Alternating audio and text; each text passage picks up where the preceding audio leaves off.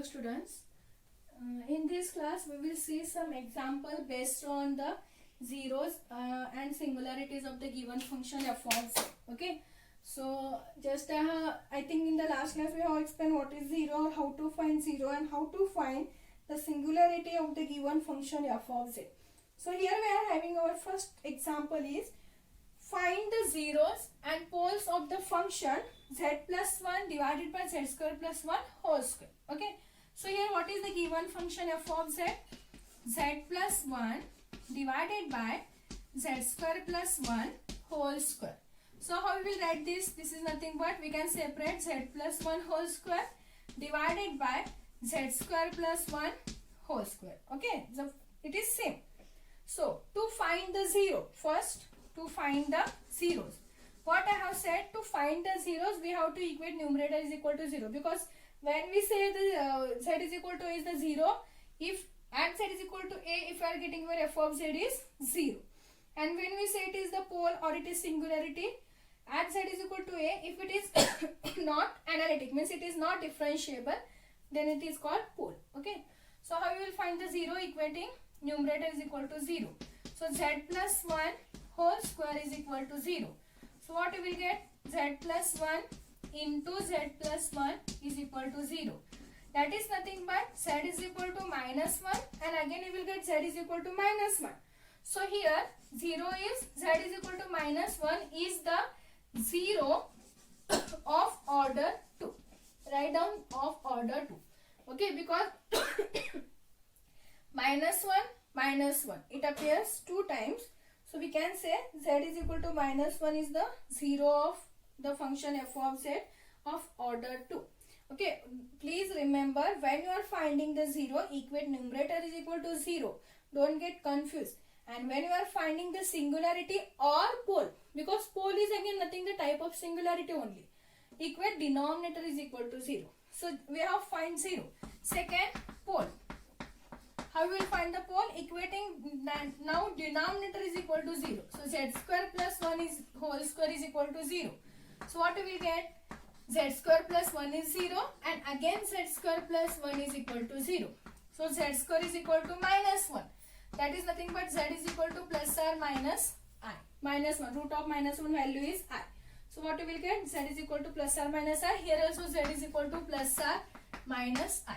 So what we will get? Z is equal to plus I is the pole of order 2. And because plus I minus I. Okay. And z is equal to minus I is also pole of order 2. Okay. So what are the poles here? There are 4 poles. I plus I plus I minus I. But plus I it is 2 times. So I is the pole of order 2 and minus I is also pole of order 2. So here there are 2 poles and they are of order 2. Okay. So they can ask this question for 2 marks. So zeros and poles. Next is find the zero and singularity. Now they said find the zero and singularity. Singularity, see, pole is nothing but a type of singularity only. So again, when you are finding the singularity also, we have to equate denominator is equal to 0. So find the zero and singularity of the function f of z is equal to cos z divided by z into z minus 1. Okay. To find the 0, what we have to equate? Numerator is equal to 0. So cos z is equal to 0.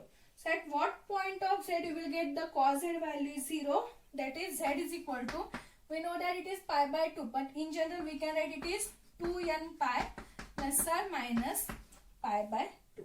And for every value of n belongs to z, you will get cos z is 0, because you know that cos pi by 2 is 0.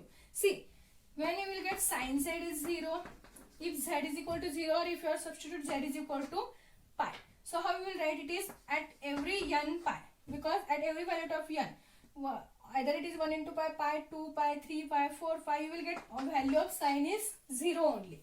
Similarly here, z is equal to 2n pi plus or minus pi by 2, you will get value of cos z is 0. Therefore this z is equal to 2n pi plus or minus pi by 2 is the 0 of the function f of z.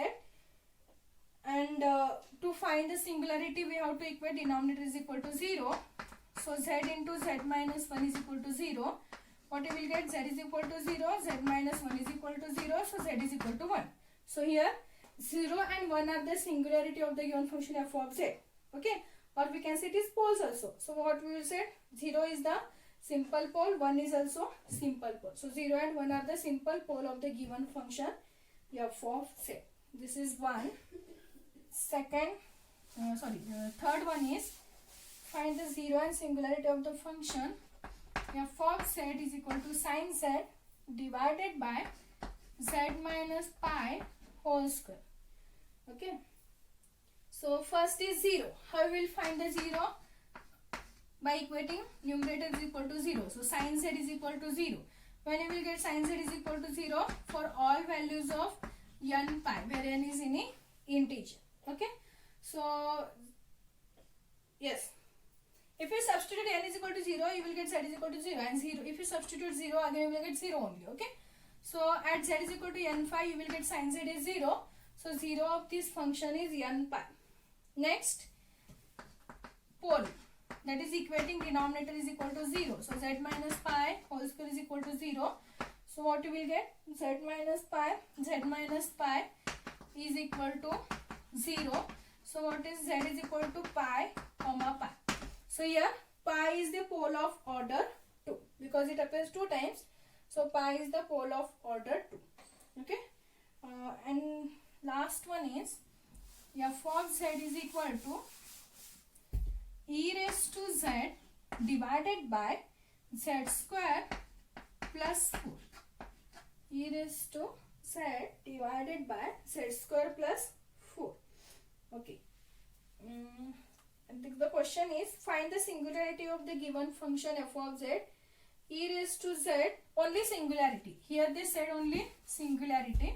So how we will get the singularity? By equating denominator is equal to 0. So z square plus 4 is equal to 0. So we will get z square is equal to minus 4, or z is equal to plus or minus 2y.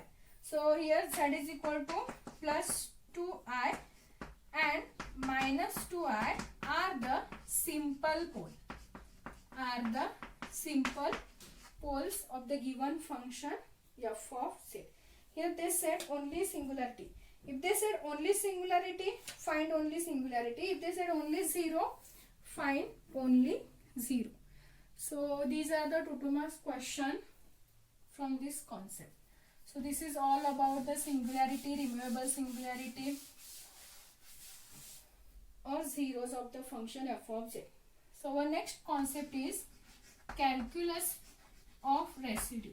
This is important. Calculus of residue. Examples are very easy from this concept. Okay.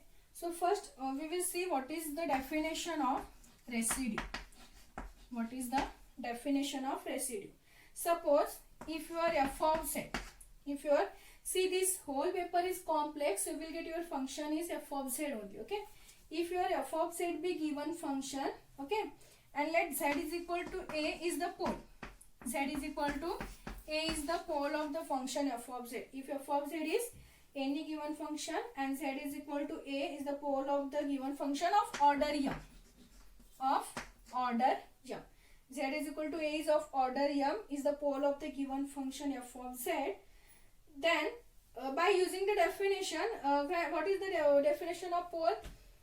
If the principal part of the Lorentz series expansion contains finite number. If it is m number, then we can say it is of pole of order m.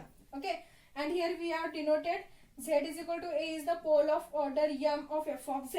Then what you will get your f of z, Lorentz series expansion, summation of first analytic part as it is 0 to infinity a n z minus a raised to n.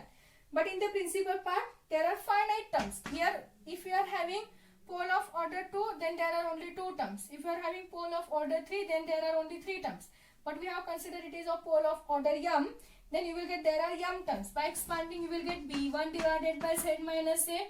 Okay, summation of, but we are taking m, so I will write the m term. b2 divided by z minus a whole square if you expand this principal part, so on, plus bm divided by z minus a raised to m. Okay, so you will get this expansion because here z is equal to is the pole of order m. Now here, what is the value of b1? You will get c. We know that this all I have explained the Lorentz theorem. The value of bn, how we will find the value of bn? 1 divided by 2 pi I integration of f of w divided by I think w minus a raised to minus of n minus 1 into dw. Okay, then what will get b1? If you substitute here, you will get b1 is 1 upon 2 pi r integration of f of w. If you substitute 1 minus 1 is 0, so w minus a to the power of 0 is value is 1, so only f of w dw. So what we will get? b1 is 1 upon 2 pi I integration of f of w dw. Here this b1 is called residue of the given function f of z. This b1 is called residue of the given function, c integration of residue of the given function f of z, and we can denote it as residue of the function f of z at the point a, that is nothing but b1. Okay, and that is nothing but 1 upon 2 pi c integration of f of w dw. This is the theoretical definition. Okay, we will see the formula how to find the residue of the given function using the formula, but this is the theoretical definition. Here the value of b1 is nothing but the residue of the function f of z, and it is denoted as residue of f of z at the point a. Okay, at the point a.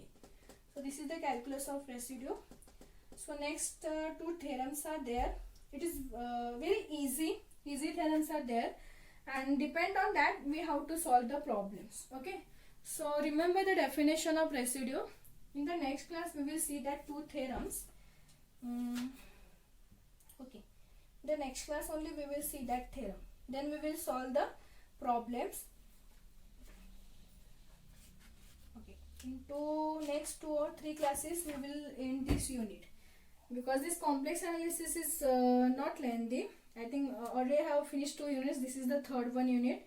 Only this 2 theorems and the examples depend on that theorems are remaining. We will see that in the next 2 to 3 classes. Then we will start our next unit. Okay, so we will see the theorem in the next class.